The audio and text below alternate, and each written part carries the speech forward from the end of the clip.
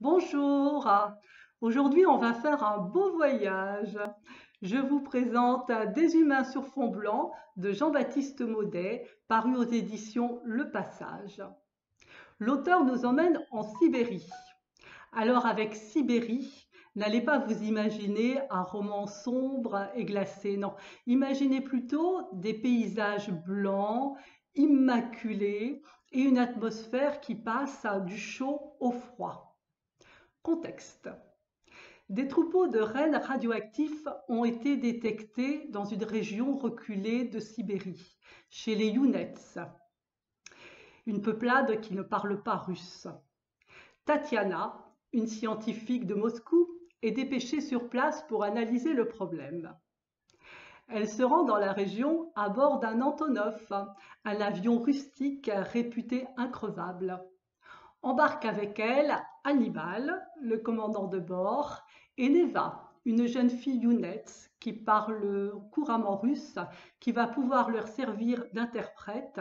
Neva est la bulle de fraîcheur du trio.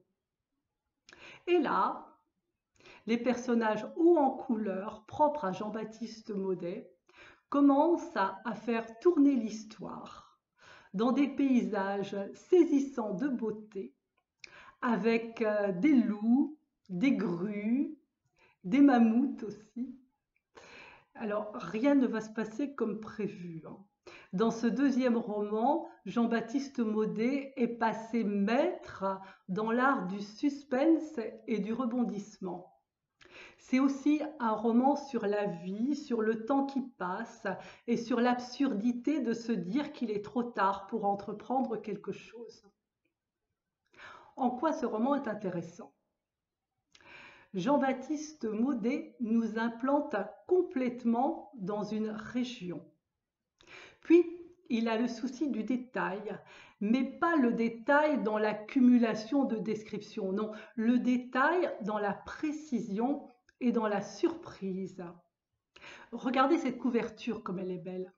Rien qu'en revoyant cette couverture, je me rappellerai de l'intégralité du texte. Déjà ça, c'est très fort. Puis, je vous parlais de souci du détail de l'auteur. Eh bien, l'avion, là, sur la couverture, eh bien, c'est un Antonov. Des humains sur fond blanc de Jean-Baptiste Maudet à lire. Si, si.